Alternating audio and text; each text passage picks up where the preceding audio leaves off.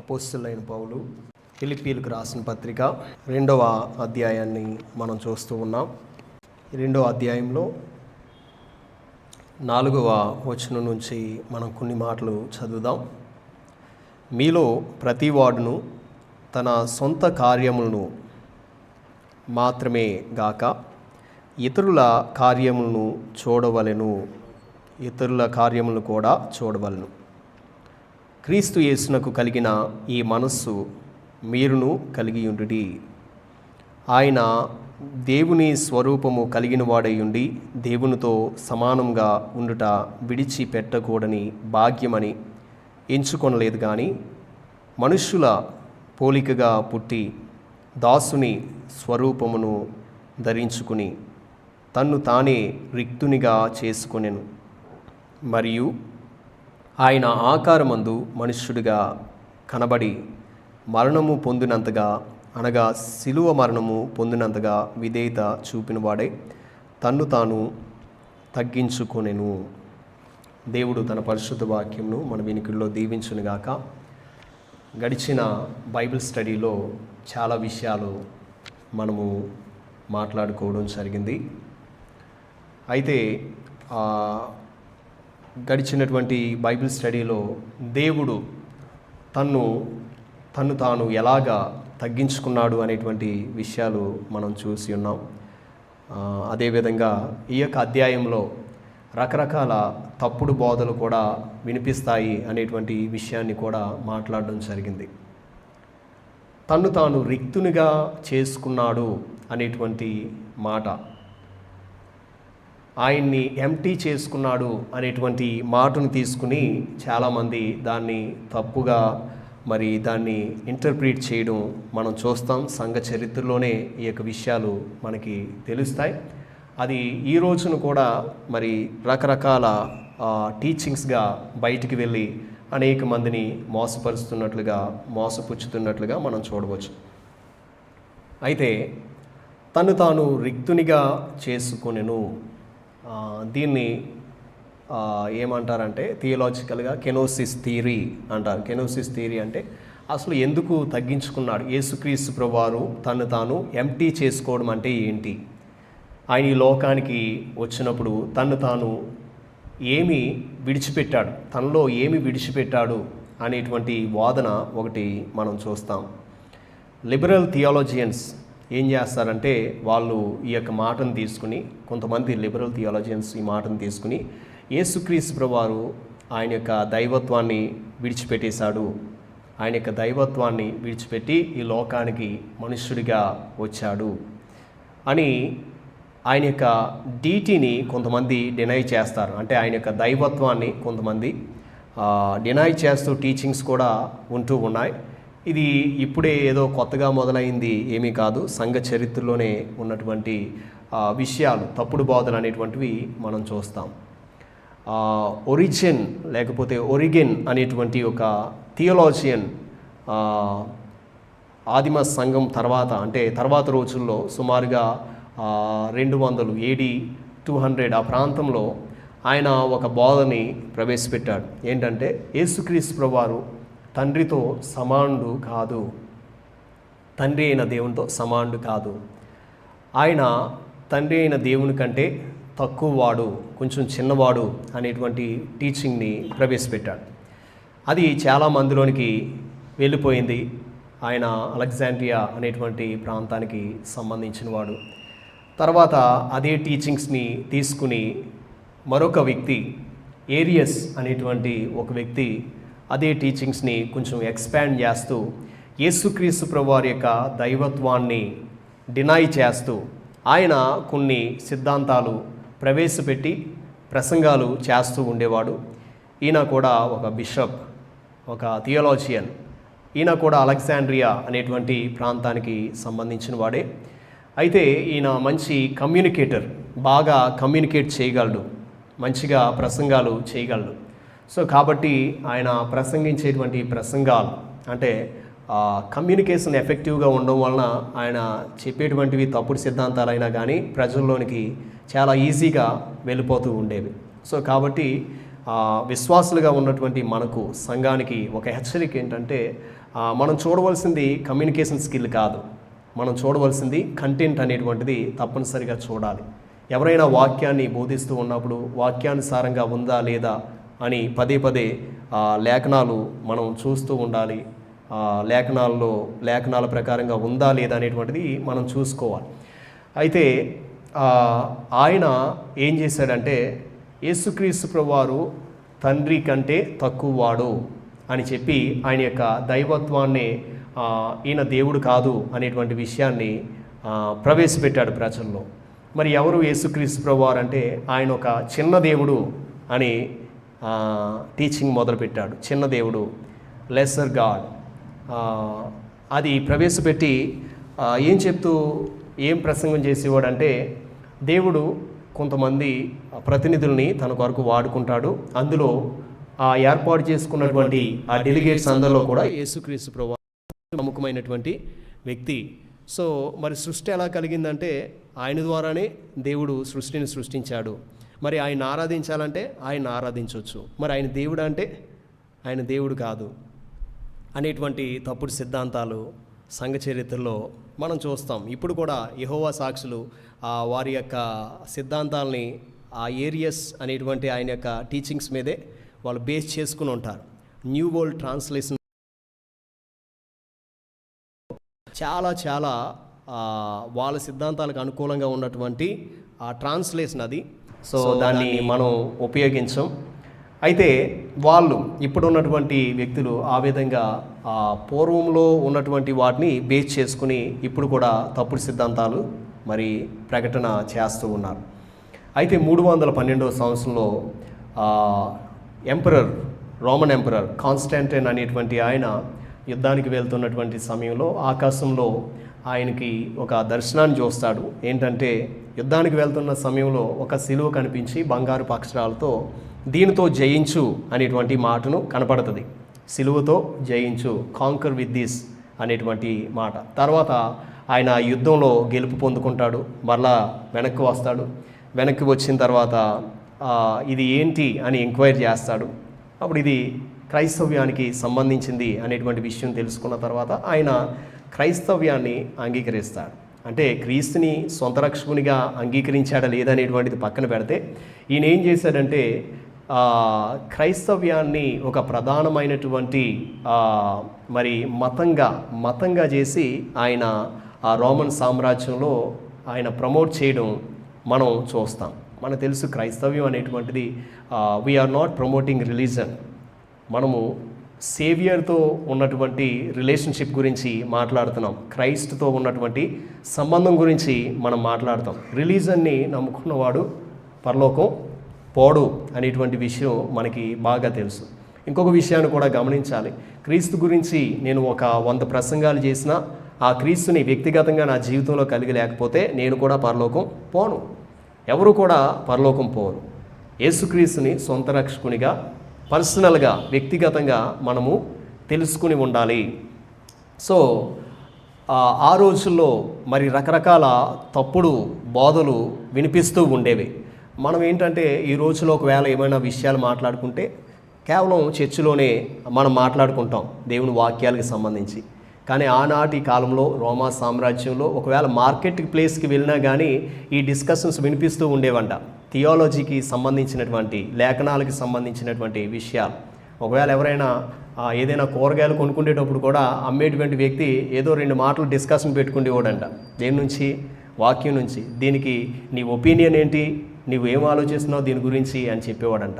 ఆ విధంగా మరి ఆయన ఎంపరర్గా ఉన్నాడు కాబట్టి ఒకవేళ విభజన కానీ వస్తే తప్పనిసరిగా రాజ్యం చీలిపోతుంది అనేటువంటి కారణాలతో ఆయన ఏం చేశాడంటే క్రీస్తు శకం 325వ సంవత్సరంలో ఆయన ఏం చేశాడంటే తన యొక్క రాజ్యానికి క్యాపిటల్గా ఉన్నటువంటి క్యాపిటల్ని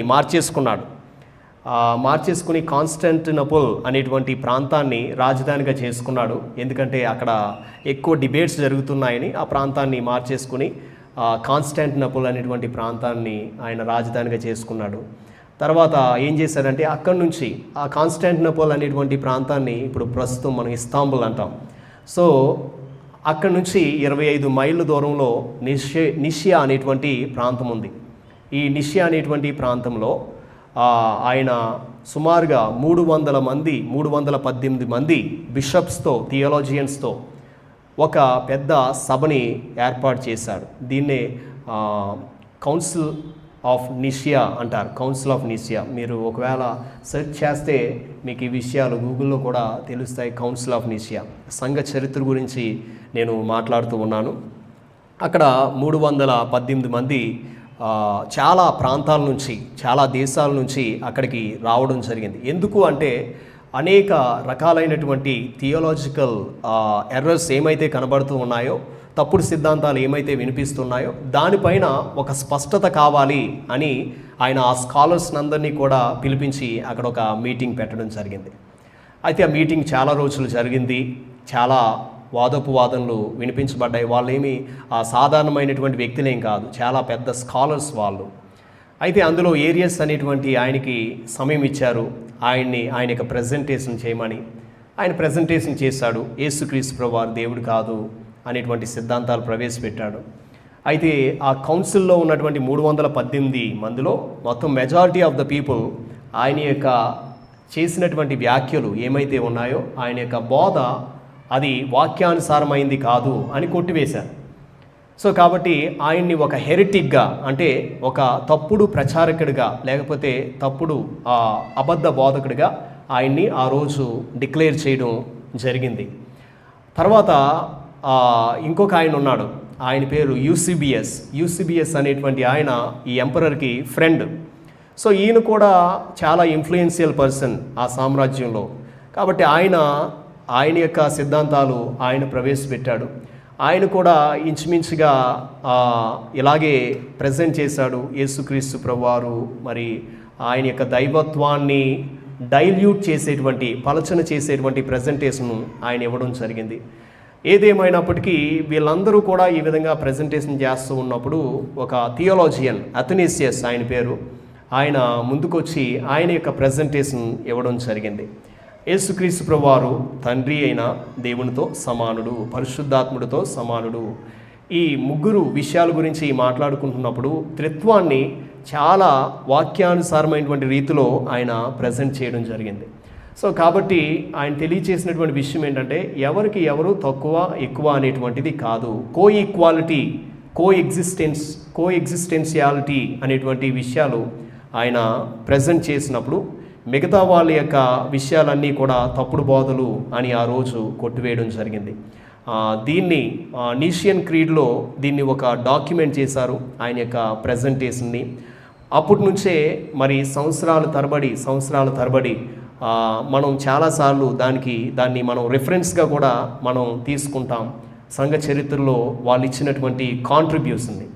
సో కాబట్టి తర్వాత జరిగింది ఏమిటి అంటే, మరి అంతకు ముందు ఎవరైతే కమ్యూనికేటర్స్, ప్రెజెంటర్స్ ఎవరైతే ఉన్నారో వాళ్ళు ఎఫెక్టివ్ కమ్యూనికేటర్స్ కావడం కారణంగా అవి తప్పుడు సిద్ధాంతాలైనా కానీ కొంతమంది వాటిని అడాప్ట్ చేసుకుని ఆయా ప్రాంతాలకు వెళ్ళిపోయి వాటిని ప్రచారం చేయడం మొదలుపెట్టారు. ఈ రోజుల్లో కూడా రకరకాల డినామినేషన్స్ని మనం చూస్తాం. క్రైస్తవ్యంలోనే రకరకాల సంఘాలు, రకరకాల బోధలు అనేటువంటివి మనం చూస్తాం.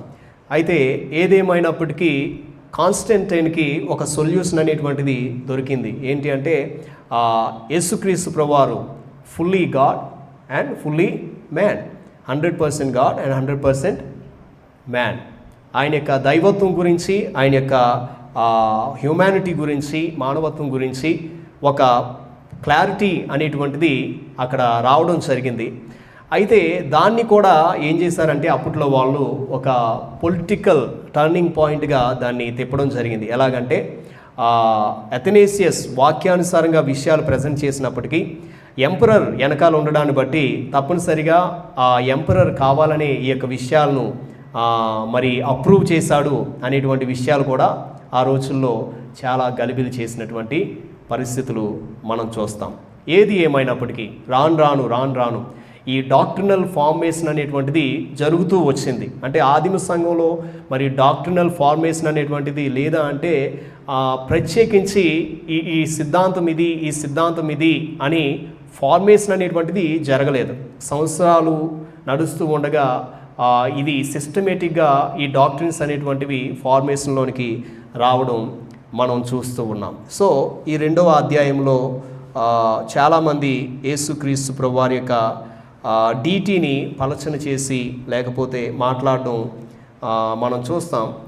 కానీ వాక్యానుసారంగా చూస్తే ఆయన తను తాను రిక్తునిగా చేసుకోవడం అనేటువంటిది, ఆయన యొక్క దైవత్వాన్ని విడిచిపెట్టడం అనేటువంటిది మాత్రం కాదు. కాంటెక్స్ట్ దేని గురించి మాట్లాడుతుందంటే, ఆయన ఎంతలా తను తాను తగ్గించుకున్నాడు. It is talking about his humility. ఆయన యొక్క తగ్గింపుదనం గురించి ఈ యొక్క విషయాలు మాట్లాడుతూ ఉన్నాయి. సో కాబట్టి మనం చూస్తూ ఉన్నాము వాక్యంలో ఉన్నటువంటి మాటలు. ముందుసారి ఈ యొక్క విషయాలను మాట్లాడినప్పుడు మనం తగ్గించుకుని మాట్లాడాలంటే బైబిల్లో ఉన్నటువంటి కొంతమంది ఎగ్జాంపుల్స్ తీసుకున్నాం.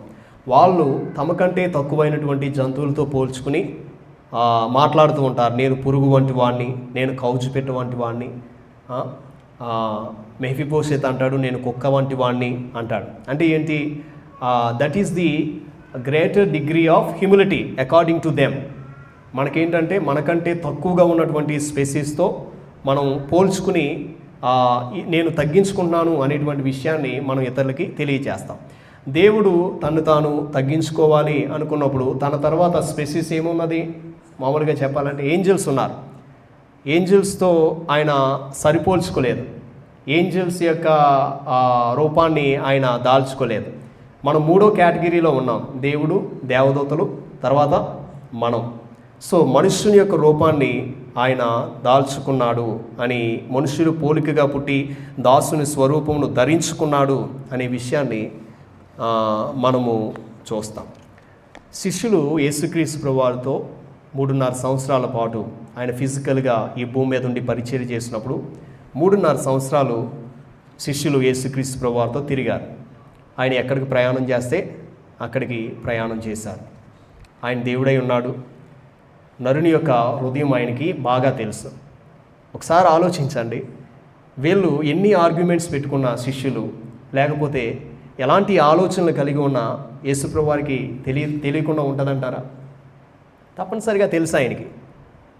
బట్ ఆయన వాళ్ళని ఎంతలా భరించాడంటే 3.5 సంవత్సరాల పాటు వాళ్ళని సానబెట్టాడు. ఒక రకంగా చెప్పాలంటే అన్ని విషయాల్లో కూడా ఒక శిల్పి ఒక కొండని ఒక మంచిగా చెక్కినట్లుగా, ఒక శిల్పంగా చెక్కినట్లుగా వారి జీవితాలని ఆ విధంగా చెక్కినట్లుగా మనం చూస్తాం.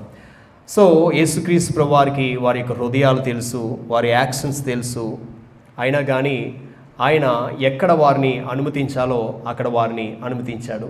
ఎక్కడ వారికి అడ్డుకట్ట వేయాలో అక్కడ వారికి అడ్డుకట్ట వేసినట్లుగా మనం చూస్తాం. వారిని ఆటంకపరిచినట్లుగా మనం చూస్తాం. సో అదేవిధంగా కొన్నిసార్లు వాళ్ళు కూడా బహుశా మమ్మల్ని మేము తగ్గించుకున్నాము అనేటువంటి ఎక్స్ప్రెషన్స్ ఇచ్చుండొచ్చు చాలాసార్లు. కానీ ఆయనకి తెలుసు నిజంగా వాళ్ళు తగ్గింపు కలిగినటువంటి జీవితమా లేదా అనేటువంటిది ఆయనకి బాగుగా ఎరిగి ఉన్నటువంటి దేవుడు. ఇక్కడ మనం చూస్తూ ఉన్నాం అసలు హ్యూమిలిటీ అంటే ఏంటి, తగ్గించుకోవడం అంటే ఏంటి. ఇక్కడ వాక్య భాగంలో కానీ మనం చూసినట్లయితే ఆయన దేవుని స్వరూపము కలిగిన వాడై ఉండి దేవునితో సమానంగా ఉండుట విడిచిపెట్టకూడని భాగ్యమని ఎంచుకోలేదు, కానీ మనుషుల పోలికగా పుట్టి దాసుని స్వరూపము ధరించుకున్నాడు. సాధారణంగా కొంతమంది ఏం చేస్తారంటే ఎవరితోని మాట్లాడకుండా ఉంటారు. అంటే ఎవరితో అయినా మాట్లాడితే నా గురించి తప్పుగా అనుకుంటారేమో అన్నట్లుగా చాలా సైలెంట్గా ఉంటారు. అది హ్యూమిలిటీ కాదు, అది తగ్గింపు అనేటువంటిది కాదు. కొంతమంది అతి వినయాన్ని ప్రదర్శిస్తారు, అది కూడా తగ్గింపుదనం అనేటువంటిది కాదు. ఈ విధంగా తగ్గించుకోవడం అనేటువంటిది రకరకాలుగా మనుషులు ఎక్స్ప్రెస్ చేయడానికి చూస్తారు. చాలాసార్లు హంబుల్ యువర్ సెల్ఫ్, నిన్ను తగ్గించుకోవాలి, దేవుడు నిన్ను హెచ్చిస్తాడు అనేటువంటి మాటలు కూడా మనం చూస్తాం. అసలు తగ్గించుకోవడం అంటే ఏంటి? ఈ కాంటెక్స్ట్ ప్రకారంగా చూస్తే యేసుప్రభు వారు తాను తగ్గించుకుని ఏం చేశాడు అనే విషయాన్ని మనం చూడాలి. Humility is connected to service, concern. Humility is connected to service లేదా కన్సర్న్. చూడండి, పై మాటల్లో మనం చూస్తాం, మీలో ప్రతివాడును తన సొంత కార్యములు మాత్రమే కాక ఇతరుల కార్యములను కూడా చూడవలెను. ఈ 1-8 వచనాల్లో అసలు ప్రపంచంలో ఎవ్వరికీ లేనంత తగ్గింపు యేసుక్రీస్తు ప్రభువారిలో మాత్రమే మనం చూస్తాం. ప్రపంచంలో ఎవ్వరికీ కూడా అలాంటి తగ్గింపు లేదు. కేవలము తగ్గింపు అనేటువంటిది మనం నేర్చుకోవాలంటే ఈయన దగ్గర నుంచే మనం నేర్చుకోవాలి. ఎలా నేర్చుకోవాలి? తగ్గింపు అంటే నేను మంచిగా మోడెస్ట్ డ్రెస్ వేసుకుని సైలెంట్గా కూర్చుంటే నన్ను నేను తగ్గించుకున్నట్ట, ఎవరితో మాట్లాడకుండా ఉంటే నన్ను నేను తగ్గించుకున్నట్ట, లేకపోతే ఏదైనా వివాదాస్పదమైనటువంటి విషయాల్లోకి నేను వెళ్లకుండా ఉంటే నన్ను నేను తగ్గించుకున్నట్ట అంటే అదేమీ కాదు. వాక్యం తెలియజేస్తుంది, యేసుక్రీస్తు ప్రభువారు ఆయన కన్సర్న్ కలిగి ఉన్నాడు. ఆయన తగ్గింపులోనే మనం ఏం చూస్తామంటే అసలు ఆయన రావడానికే గల కారణం ఏంటంటే it is because of the concern that he has for the people. For God so loved the world, దేవుడు లోకాన్ని ఎంతో ప్రేమించెను. మోటివేషన్ ఏంటంటే ప్రేమ, ప్రజలపై ఆయనకున్నటువంటి ప్రేమ ప్లస్ ఆయనకున్నటువంటి కన్సర్న్. ఆయన ప్రజల కొరకు పట్టించుకునేటువంటి వ్యక్తిగా ఉన్నాడు. దానికోసం ఆయన ఏం చేశాడంటే తాను తగ్గించుకున్నాడు. ప్రజల కోసం మరి కన్సర్న్ కలిగి ఉన్నాడు. ప్రజలు పాపంలో ఉన్నారు. ప్రజలు ఆ పాపంలో ఉంటే చనిపోయి నరకానికి వెళ్ళిపోతారు. ఇప్పుడు ఏం చేయాలి? ఆయన అక్కడే సింహాసనం మీద కూర్చుని ఉండాలా? నేను నా సింహాసనాన్ని విడిచిపెట్టకూడదు అనేటువంటి ఆలోచనలోనే ఆయన ఉండిపోతే అది నిజమైనటువంటి హ్యూమిలిటీ అనేటువంటిది కాదు.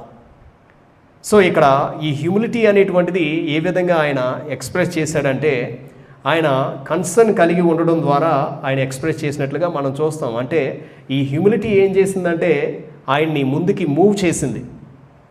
హ్యూమిలిటీ ఎప్పుడు కూడా మనల్ని మూవ్ చేయాలి ముందుకి, ఇతరుల గురించి ఆలోచించేటువంటి విధంగా మన యొక్క హ్యూమిలిటీ మనల్ని సిద్ధపరచాలి.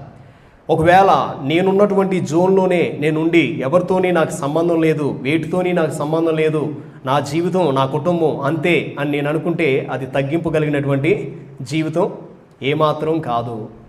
ఎందుకంటే మోడర్న్ టెర్మినాలజీలో రకరకాల పర్స్పెక్టివ్స్ ఇస్తూ ఉన్నారు హ్యూమిలిటీ అంటే ఏంటో.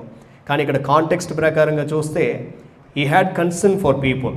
అందుకని అపోస్తలుడైన పౌలు అక్కడ యూజ్ చేసినటువంటి పదం ఏంటంటే let this mind be also in you which was in Christ Jesus అంటాడు. అంటే అక్కడ ఆ గ్రామటికల్గా ఆ పదాన్ని కానీ చూస్తే ఆయన ఎందుకు ఈ మనసుని మీ కొరకు కలిగి ఉన్నాడో నాకు కూడా అర్థం కాదు. ఎందుకు ఇలాంటి మనసును మన కొరకు ఆయన కలిగి ఉన్నాడో ఇప్పుడు కూడా అర్థం కానటువంటి విషయం. సో కాబట్టి ఈ మనసును మీరు కూడా కలిగి ఉండండి. ఎందుకు నా మీద ఆయన కన్సర్న్ చూపించాలి? ఎందుకు నీ పైన ఆయన కన్సర్న్ చూపించాలి? ఎందుకు నిన్ను పట్టించుకోవాలి? ఎందుకు నీ బాధలో ఆయన బాధను పంచుకోవాలి?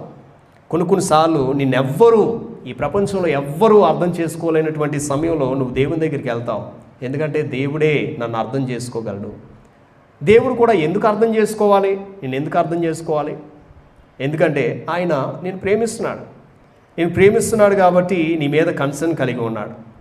కన్సర్న్ మాత్రమే కాదు, దానికి ఆయన వెల చెల్లించాలి. ఏంటంటే ఆయన తాను విడిచిపెట్టకూడని భాగ్యం అని ఎంచుకోలేదు, కానీ దాన్ని విడిచిపెట్టవలసినటువంటి ఆ చాయిస్ ఆయన తీసుకున్నాడు.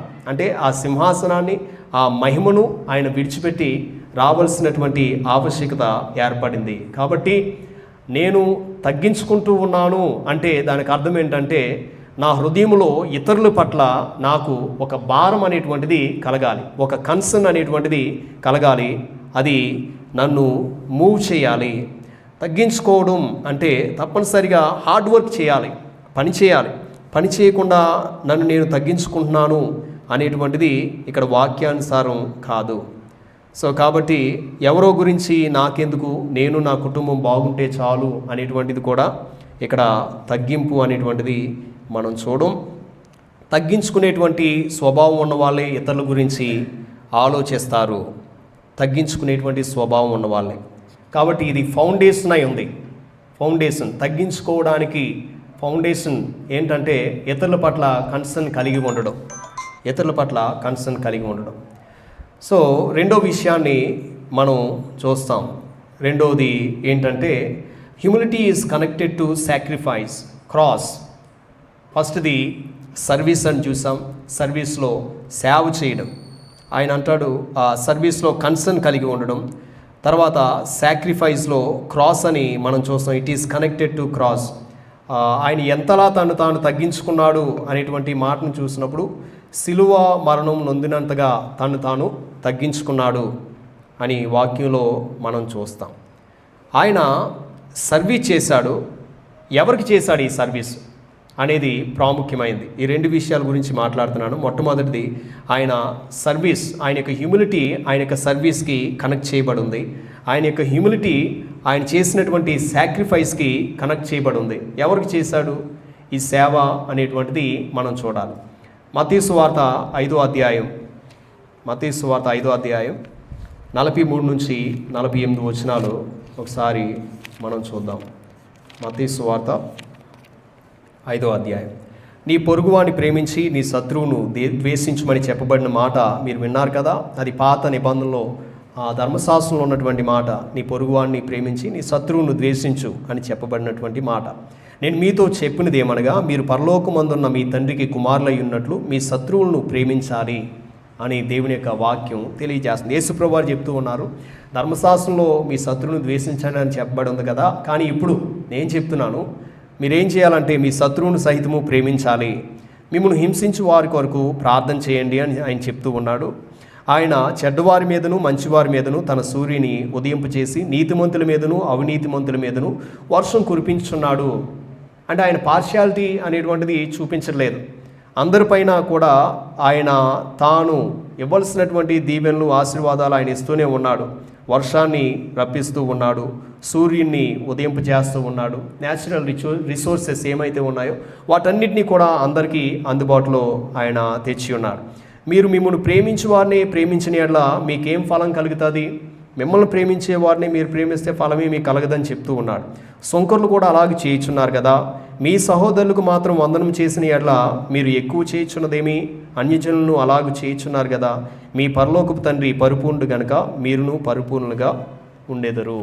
ఉండాలి, ఎదగాలి అనేటువంటి విషయం రాయబడింది. మీరు కూడా పరిపూర్ణులుగా ఉండాలి. ఏ విషయాల్లో పరిపూర్ణులుగా ఉండాలి? ఎవరికి సేవ చేయాలి అంటే కేవలం క్రైస్తవులకి మాత్రమే కాదు, కేవలం చర్చికి వచ్చే వారికి మాత్రమే కాదు, అందరికీ కూడా, అందరికీ సేవ చేయాలి అని దేవుని యొక్క వాక్యం తెలియజేస్తుంది. కొన్నిసార్లు బయటికి వెళ్ళినప్పుడు మనకి బయట భిక్షం ఎత్తుకుండే వాళ్ళు కనబడతారు. ఎవరికి చేయాలి? ఆ వ్యక్తి క్రైస్తవుడు కాదా అనేటువంటిది మనం చూడాలంటారా? మనం ఇచ్చేటువంటి డబ్బులకి ఈయన చర్చికి వెళ్తాడా వెళ్ళడా అనేటువంటిది చూడాలంటారా? It's out of compassion. దేవుడు మనలో పెట్టినటువంటి ఆ కంపాషన్ కొలిది, ఆ జాలి కొలిది మనం ఏం చేయాలి? సేవ చేయాలి అని వాక్యము తెలియజేస్తూ ఉంది. చూడండి, మిషనరీలు ఎవరికి సేవ చేశారు అంటే ఇక్కడికి వచ్చి రోగులకి సేవ చేశారు. కుష్ఠరోగులు వాళ్ళు అప్పటికి దేవుణ్ణి నమ్ముకున్న వాళ్ళు ఏం కాదు. భయంకరమైనటువంటి రోగాల్లో ఉన్నటువంటి కుష్ఠరోగుల దగ్గరికి వచ్చి మదర్ తెరీసా గారు సేవ చేశారు. వాళ్ళ రోగాల్లో ఉన్నటువంటి వాళ్ళ దగ్గరికి వచ్చి సేవ చేశారు. అలాగే మిషనరీలు వాళ్ళు కట్టించినటువంటి కాలేజెస్ కానీ, స్కూల్స్ కానీ, లేకపోతే హాస్పిటల్స్ కానీ, ఎవరి కోసం ఇవన్నీ అంటే సేవ చేయడం కోసమే. సో ఈ విధంగా యేసుక్రీస్తు ప్రభువారు కూడా చెప్తారు ఏంటంటే, నేను సేవ చేయించుకోవడానికి రాలేదు కానీ నేను సేవ చేయడానికి ఈ లోకానికి వచ్చి ఉన్నాను. సో హ్యూమిలిటీ ఉన్నటువంటి వ్యక్తి ఎప్పుడు కూడా సేవ చేసేటువంటి వ్యక్తిగా ఉంటాడు. ఒకవేళ నాలో హ్యూమిలిటీ ఉంది అంటే తప్పనిసరిగా ఈ యొక్క సేవ చేసేటువంటి గుణం తప్పనిసరిగా ఉండాలి. సేవ చేసేటువంటి గుణం తప్పనిసరిగా ఉండాలి. ఇతరుల పట్ల కన్సర్న్ కలిగి ఉండాలి. ఇది దేవుని యొక్క వాక్యం తెలియజేస్తున్నటువంటి మాట. రెండవది సాక్రిఫైస్ అనేటువంటిది మనం చూస్తూ ఉన్నాం. ఈ సాక్రిఫైస్లో it is connected to the cross. ఆయన తాను రిక్తునిగా చేసుకున్నాడు. ఎందుకు రిక్తునిగా చేసుకున్నాడంటే తను తానే సాక్రిఫైస్గా ఇవ్వడానికి. ఆయన సాక్రిఫైస్ చేశాడు. ఆయన ఒక త్యాగం చేసినట్లుగా మనం చూస్తూ ఉన్నాం, ఒక యాగం చేసినట్లుగా మనం చూస్తూ ఉన్నాం. కాబట్టి వాక్యం తెలియజేస్తూ ఉంది, మనము తగ్గింపు కలిగినటువంటి వారిగా ఉండాలంటే సాక్రిఫైస్ చేయాలి. ఎవరి కోసం సాక్రిఫైస్ చేయాలంటే ఇతరుల కోసం సాక్రిఫైస్ చేయాలి. దేవుని కోసం మనం సాక్రిఫైస్ చేయాలి. ఈ రెండు కూడా మనం గుర్తుపెట్టుకోవాల్సినటువంటి విషయాలు. కన్సర్న్ కలిగి ఉండాలి, తర్వాత సాక్రిఫైస్ చేయగలిగేటువంటి మనసు మనకి ఉండాలి, త్యాగం చేయగలిగేటువంటి మనసు మనకి ఉండాలి. ఈ రెండు కూడా హ్యూమిలిటీ కలిగి ఉన్నటువంటి వ్యక్తుల్లో ప్రధానమైనటువంటి లక్షణాలుగా మనం చూస్తాం.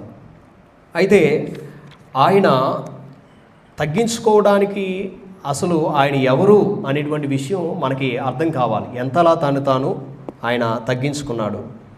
చూడండి, వాక్య భాగంలో మనం చూస్తాం. కీర్తన 92లో మనం ఈ మాట చదవచ్చు.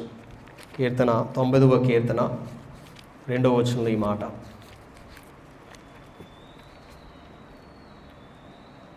ప్రభువా, తరతరముల నుండి మాకు నివాస స్థలము నీవే. పర్వతములు పుట్టక మునుపు, భూమిని లోకమును నీవు పుట్టింపక మునుపు, యుగయుగములు నీవే దేవుడువు. అంటే from ever lasting to ever lasting, శాశ్వత కాలము నీవే దేవుడుగా ఉన్నావు. శాశ్వత కాలము అంటే ఆయనకి బిగినింగ్ అనేటువంటిది లేదు, ఆయనకి ఎండ్ అనేటువంటిది లేదు, ఆది అంతము లేనటువంటి దేవుడు. సో పలానా చోట ఆయన ప్రారంభమయ్యాడు అని చెప్పడానికి లేదు. యేసుక్రీస్తు ప్రభువారి యొక్క దైవత్వాన్ని గురించి ఇక్కడ మనం మాట్లాడుతూ ఉన్నాం.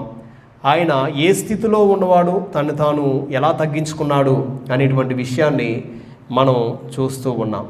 సో కాబట్టి శాశ్వతుడైనటువంటి ఈ దేవుడు, నిరంతరము ఉనికిలో ఉన్నటువంటి ఈ దేవుడు తన్ను తాను ఎలా తగ్గించుకున్నాడు అంటే మనుష్యుని యొక్క రూపాన్ని ధరించుకున్నాడు.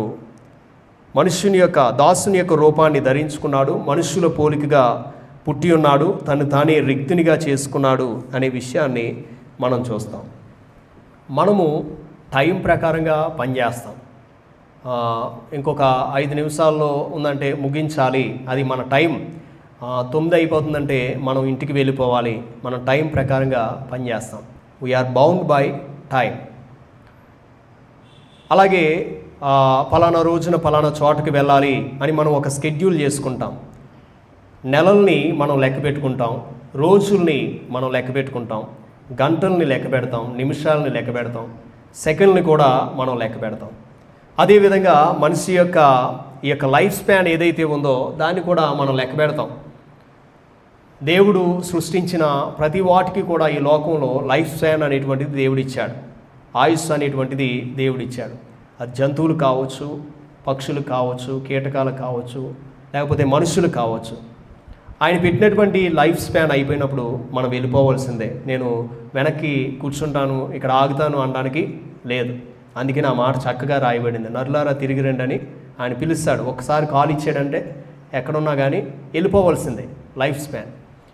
సో కాబట్టి ఇంత లైఫ్ స్పాన్లో ఎవరు ఎప్పుడు వెళ్ళిపోతారనేటువంటిది ఎవరికి కూడా తెలియనటువంటి విషయం. దేవుడు ఈ యొక్క విషయాన్ని తన యొక్క అధీనంలో పెట్టుకున్నాడు.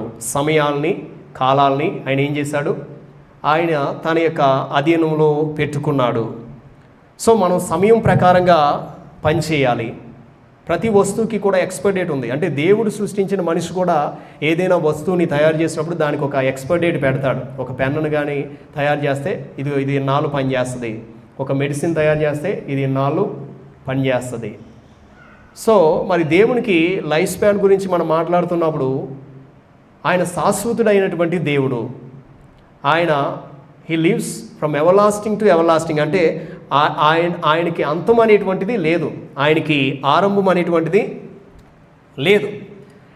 అలాంటి గొప్ప దేవుడు టైంతో లిమిట్ అయి ఉన్నటువంటి మన కొరకు, టైంతో బంధించబడి ఉన్నటువంటి మన కొరకు ఆయన ఏం చేశాడంటే ఈ లోకానికి వచ్చాడు.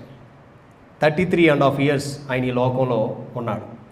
ప్రతిరోజు కూడా టైం గురించి హెచ్చరికలు ఇచ్చేవాడు శిష్యులకి. ఇదిగో టైం, పగలున్నంతకాలం మనం పని చేయాలి, రాత్రి వస్తుంది, రాత్రిలో మళ్ళీ ఎవరు పని చేయలేరు. సో కాబట్టి ఎంత ఎగ్జాక్ట్గా ఆయన పనిచేశాడంటే 3.5 years టైం స్పాన్లో దేవుడు ఏదైతే చేయాలని కోరుకున్నాడో దాన్ని ముగించేసి ఇట్ ఈస్ ఫినిష్డ్ అని ఆయన వెళ్ళిపోయాడు. అది ఆశ్చర్యం కలిగించేటువంటి విషయం. 3.5 yearsలో అంటే ఎంత ఎగ్జాక్ట్గా ఆయన తన యొక్క సమయాన్ని షెడ్యూల్ చేసుకున్నాడో ఒకసారి ఆలోచించండి. మనం చాలాసార్లు ఏం చేస్తామంటే నాకు టైం లేదంటాం, నాకు టైం దొరకడం లేదు. దేనికి అంటే వాక్యం వినడానికి టైం దొరకడం లేదు, వాక్యం చదవడానికి టైము నాకు దొరకడం లేదు. These are all mere excuses, అంతే. ఇవన్నీ కూడా ఎక్స్క్యూజ్ మాత్రమే, మనం సాకులు చెప్తుంటాం. కానీ ప్రభువు తాను తగ్గించుకున్నటువంటి విధానం కానీ చూస్తే ఆయన శాశ్వతుడై ఉన్నాడు. పాస్ట్, ప్రజెంట్, ఫ్యూచర్ అన్నీ ఒక్కసారిగా చూడగలిగినటువంటి దేవుడు. అలాంటిది మన కొరకు ఆయన ఏం చేశాడంటే తాను తగ్గించుకుని ఏం చేశాడు, ఈ టైం అనేటువంటి ఈ యొక్క లోకంలోనికి వచ్చాడు. అలాగని ఆయనకి టైం లేదని కాదు, he has his own time table.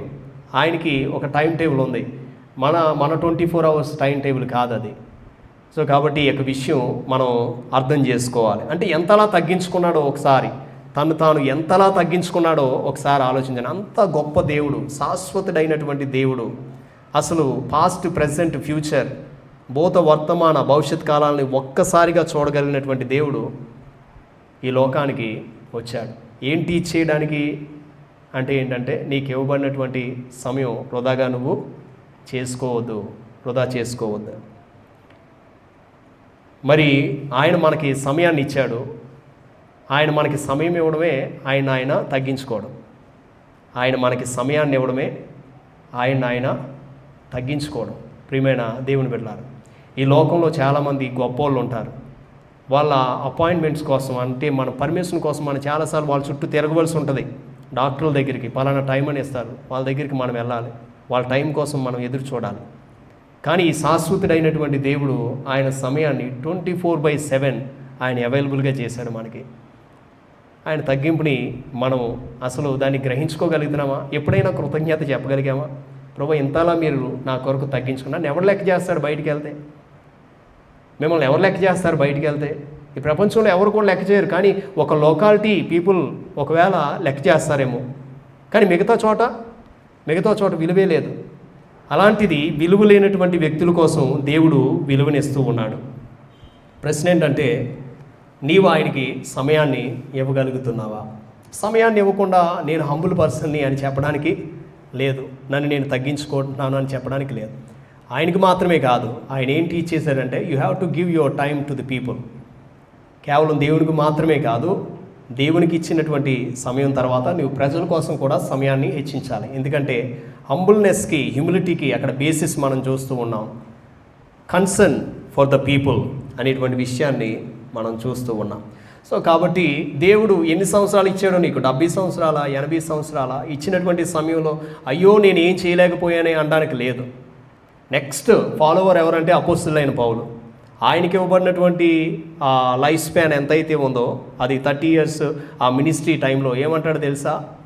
మంచి పోరాటాన్ని పోరాడాను, నా విశ్వాసాన్ని కాపాడుకున్నాను, నా పరుగుని ముగించేశాను, అయిపోయింది అంతే, సాటిస్ఫాక్షన్తో వెళ్ళిపోయాడు. రెండో ఫ్యాక్టర్ మనం చూస్తుంది ఏంటంటే అనంతుడైనటువంటి దేవుడు తాను ఎలా తగ్గించుకున్నాడంటే టైం చేత బంధించబడినటువంటి దేవుడు నీపైన నాపైన కన్సర్న్ చూపించి ఈ టైంలోనికి ఆయన రావడం జరిగింది. ఈ టైంలోనికి వచ్చి ఈ టైం ఎలా ఉపయోగించుకోవాలో ఆయన మనకి బోధించాడు. ఎక్కువ సంవత్సరాలు ఏమీ లేడు, కేవలం 33.5 సంవత్సరాలు, 3.5 సంవత్సరాల పరిచర్య. యోహాను భక్తుడు అంటాడు ఆయన చేసిన కార్యాలన్నీ కూడా ఒకవేళ రాయవలసి వస్తే ఆకాశం సరిపోదంటాడు. ఈ ప్రపంచంలో ఉన్నటువంటి ఆ సముద్రాలన్నీ కూడా, ఒక భక్తుడు రాసినటువంటి మాట, ఒకవేళ అది ఇంక్గా చేస్తే ఆకాశం ఒక పేపర్గా చేస్తే ఆయన చేసినటువంటి కార్యాలను రాయలేం. ఎన్ని చేశాడు ఆయన 3.5 years ఆ టైం స్పాన్లో.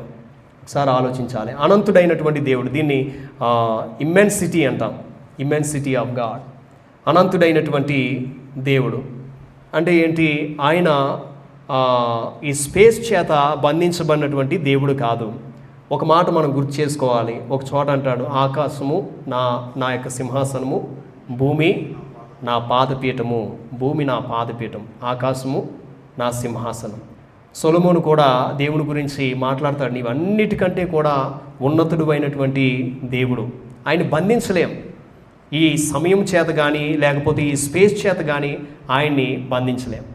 కానీ ఆయన ఎంతలా తగ్గించుకున్నాడంటే చూడండి, మనం చాలామంది కోసం మనం మాట్లాడతాం, ఏం సంపాదించుకుని ఏం చేస్తాం చివరికి? 3 అడుగుల వెడల్పు 6 అడుగుల పొడవు అంటాం. అంటే ఏంటి? చివరికి ఎక్కడికి వెళ్తాం? అంత స్పేస్లో మాత్రమే మనం పడతాం. ఒక పెద్ద మ్యాన్షన్ మన కొరకు కట్టించుకున్నా కానీ, ఒక పెద్ద ప్యాలెస్ కట్టించుకున్నా కానీ, ప్యాలెస్ అంతా పడుకుంటామా? పడుకోలేం. మనం పడుకునేటువంటి ఆ దివాన్ కాట్ ఎంత ఉంటుంది? చాలా చిన్నగానే ఉంటుంది. మనం కప్పుకునేటువంటి బ్లాంకెట్ ఎంత ఉంటుంది? చాలా చిన్నదిగానే ఉంటుంది. అవునండి. సో అలాంటి స్పేస్లోనికి తను తాను తగ్గించుకున్నాడు. అంటే ఇది ఏం తెలియజేస్తుందంటే, ఇమిడ్చుకోవడం, అంటే దగ్గరికి పుల్ చేసుకోవడం అనమాట. తను తాను దగ్గరికి పుల్ చేసుకోవడం చాలా కష్టం. అది చాలా కష్టం ప్రియమైన దేవుని బిడ్డలారా. కొన్నిసార్లు ఎందుకంటే మనం కొన్ని ఏరియాస్లో మనల్ని మనం తగ్గించుకోమంటే తగ్గించుకుంటాం, కానీ కొన్ని ఏరియాస్లో మనం తగ్గించుకోలేం. చాలా కష్టమండి. ఎలా తగ్గించుకోమంటారు? ఆ మనుషుల ముందు, లేకపోతే ఆ పరిస్థితుల ముందు నన్ను ఎలా తగ్గించుకోమంటారు?